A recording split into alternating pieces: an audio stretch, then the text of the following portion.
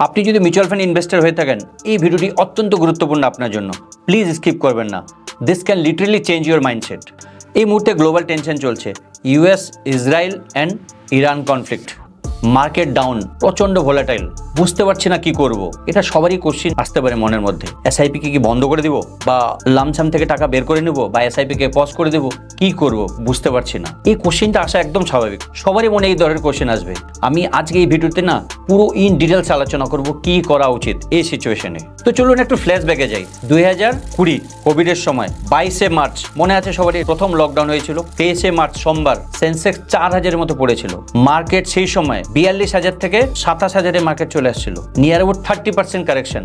সে সময় অনেক investor, huge investor SIP কে close করে দেয়, এসআইপি পজ করে দেয়, কেউ টাকা বের করে নেয়। দেখেন এই ডিসিশনটা কিন্তু প্যানিকে নিয়েছে, বুদ্ধি করে বা প্ল্যানিং করে ডিসিশন, প্যানিক করে ডিসিশন নিয়েছিল, ইমোশনাল ডিসিশন যাকে আমরা বলি। কিন্তু সেই সময় কিছু ইনভেস্টার এসআইপি কে কন্টিনিউ করে গেছিল, টাকাকে উইথড্র করেনি। উল্টা মার্কেট যখন ডাউন ছিল, কিছু ইনভেস্টার এডিশনাল পারচেস করে ইনভেস্টমেন্ট করেছিল। একটা কথা ভাবুন, 2020 থেকে আজকে মার্কেট 80,000 ক্রস করেছে। যারা ওই সময় ইনভেস্টেড থেকেছিল তারা আজকে 2 গুণা, 3 গুণা বা 4 গুণা পর্যন্ত গ্রোথ পেয়েছে কিনা? তো কারা পেয়েছে?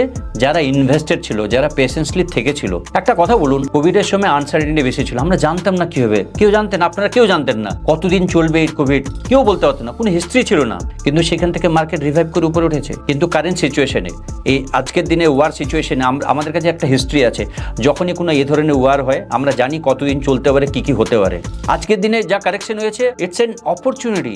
আমরা বলি সবসময় ইটস এন অপরচুনিটি। কোভিডের সময় আমাদের আনসার্টেনিটি বেশি ছিল, এখন আমাদের আনসার্টেনিটি আছে, কিন্তু আমরা জানি ইন ফিউচারে কি হতে পারে।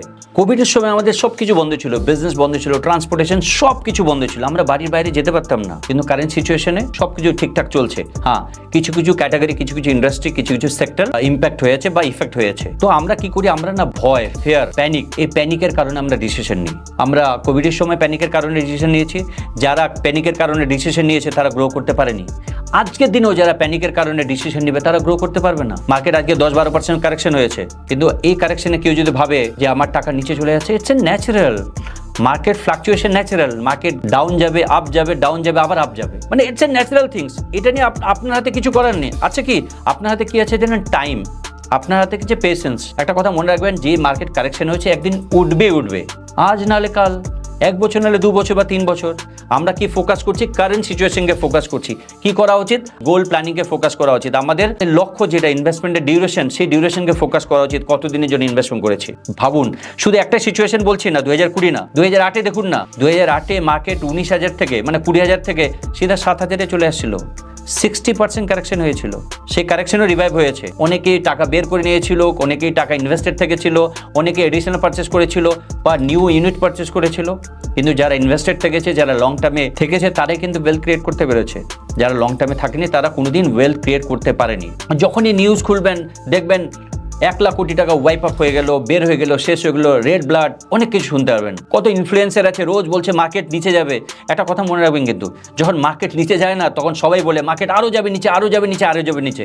যখন মার্কেট উপরে ওঠে না, তখন মার্কেট বলবে আরও উপরে উঠবে। দেখুন, যে ট্রেন্ড থাকে না, সেই ট্রেন্ডে সবাই ওই ট্রেন্ড নিয়ে কথা বলে, কিন্তু আপনাকে এই ট্রেন্ড থেকে আলাদা থাকতে হবে। যদি ওয়েলথ ক্রিয়েট করতে চান না, মন দিয়ে শুনবেন, কিন্তু এই নিউজ থেকে দূরে থাকবেন। এই নিউজে একদম পা দিবেন না। সিম্পল একটা কথা, কি রুলস ফলো করবেন? যদি আপনার এসআইপি থাকে, কোনো মতেও এসআইপি কে বন্ধ করবেন না বা পজ করবেন না। প্লাস আপনার কাছে যদি এডিশনাল টাকা থাকে বাড়িতে, আপনি এডিশনাল পারচেস করুন। নাম্বার অফ ইউনিট বেশি পাবেন, লং টার্মে আপনি বেশি ওয়েলথ ক্রিয়েট করতে পারবেন। আপনার যদি লামসাম থাকে ইকুইটিতে, ফুল টাকা, একদম চুপচাপ বসে থাকুন, কিচ্ছু করার নেই। লং টার্মে যে প্ল্যান করেছেন সেই প্ল্যানকে ফলো করুন। কিন্তু আপনার ইকুইটির সাথে কোনো ডেট ফান্ডের যদি টাকা থাকে না, ধীরে ধীরে আপনি সুইচ করুন। ধীরে ধীরে, আমি বলছি না একদিনে টাকা সুইচ করবেন। আপনার যা আজকে মার্কেট কারেকশন হয়েছে, ধরুন আপনার 100 টাকা আছে, তার মধ্যে এখন 40 টাকা সুইচ করুন, বাকি 60 টাকা রেখে দিন। যদি পরবর্তীতে কারেকশনে, আমরা কেউ জানি না নিচে আর কত যেতে পারে, বা আমরা এটাও জানি না যে এটা লাস্ট বাটন, কেউ জানে না। বাট আমরা কি বলি? Every deep an opportunity. যখন একজন ডিপ হয়েছে, আপনি ডেট ফান্ডে টাকা ইকুইটিতে ট্রান্সফার করুন, বা আপনার যদি টাকা থাকে, ধরুন আপনার সারপ্লাস টাকা থাকে, সেই টাকাটাকে ইনভেস্টমেন্ট করুন। বাট কোনো মতেই এসআইপিকে পজ করবেন না, ভুলেও না, না এসআইপিকে পজ করবেন না এসআইপিকে স্টপ করবেন। ভাববেন এটা লং টার্মের জন্য করেছি, আজকের দিনে মার্কেট পড়েছে, আমি ডিসকাউন্টেড ওয়েলথ ক্রিয়েট করার জন্য নাম্বার অফ ইন্ডের বেশি পাচ্ছি, ইটস অ্যান অপরচুনিটি, এই অপরচুনিটি বারবার আসবে না, এই কথা ভেবে আপনি কি করবেন বলুন তো, ইনভেস্টমেন্ট করবেন।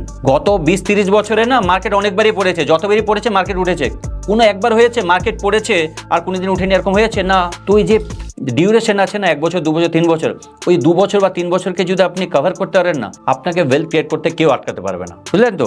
এই কথাটা মনে রাখবেন। আমার মনে হয় আমি বুঝাতে পেরেছি কারেন্ট সিচুয়েশনে কি করা উচিত। ওই জন্য আমি সবসময় একটা কথা বলি, যখন ইনভেস্টমেন্ট করবেন না সবসময় অ্যাসেট অ্যালোকেশন করে ইনভেস্টমেন্ট করবেন। ধরুন আজকে আপনি অ্যাসেট অ্যালোকেশন করে ইনভেস্টমেন্ট করতেন, ধরুন আজকে 30% ডেট ফান্ডে থাকতো টাকা, ওই 30% যে ডেট ফান্ড আছে সেই টাকাটা আপনি ইকুইটিতে দিতে পারতেন, রিব্যালেন্সিং করতে পারতেন কি না, বা অ্যাভারেজ আউট করতে পারতেন। কিন্তু আমরা ভাবি যে পুরো টাকাটা ইকুইটিতে দিয়ে দেবো। তো ওই জন্য আমি বারবার বলি, যখনই আপনি ইনভেস্টমেন্ট করবেন করার সময় আপনি অ্যাসেট অ্যালোকেশনকে অবশ্যই ফলো করবেন।